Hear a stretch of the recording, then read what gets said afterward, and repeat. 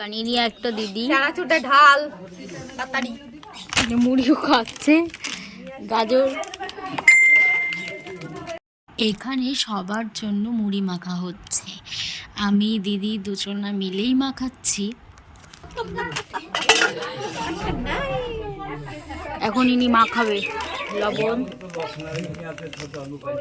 এতখানা পরিমাণ দিয়ে দিল।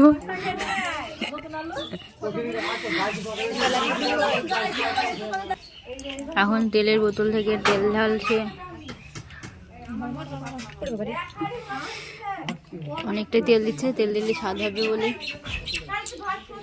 বেশি আর কথা বলবো না, চলো ওইদিকে যাই, কে কি করছে সেটা দেখে আসি। এসে দেখছি দিদি এখানে ভাত চাপিয়েছে গ্যাসে। ভাতটা প্রায় হয়ে গেছে। আর ভাবছো তো আজকে বাড়িতে কি চলছে। আজ থেকে ভিডিওটা 2 বছর আগেকার, মানে 24 সালের করা।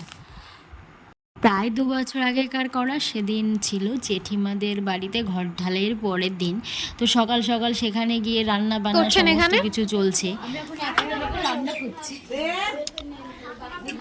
আপনি ডেলি কটা করে লোকে রান্না করেন?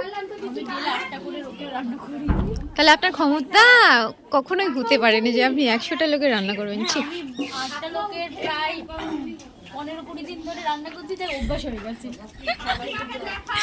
অসভ্য লোকজন সব। পরে কাকা এসে কিছুটা ভাত ছিল সেটা নামিয়ে ফেললো। আর চলো এবার ওইদিকে যাই, গিয়ে দেখি মাছ নিয়ে এসেছে।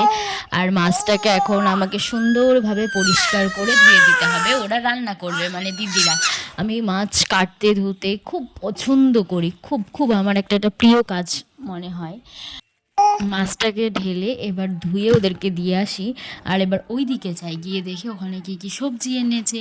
এসে দেখি অনেক রকমের সবজি এনেছে, আলু, বেগুন, টমেটো, মূলো, অনেক কিছু। শীষ, তো শীষ দিয়ে মানে পালং শীষ দিয়ে, বেগুন আলু দিয়ে হয়তো একটা তরকারি, মাছের ঝোল, ডাল, ভাজা, এগুলোই হবে।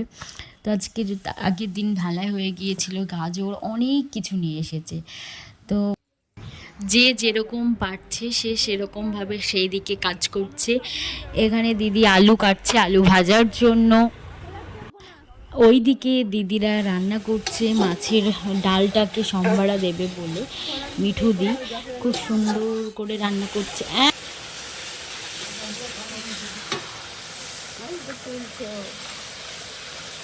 এখানে সব কিছু চলছে, ক্যামেরা চলছে।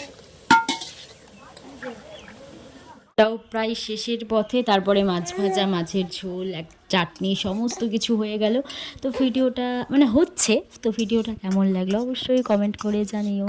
টাটা।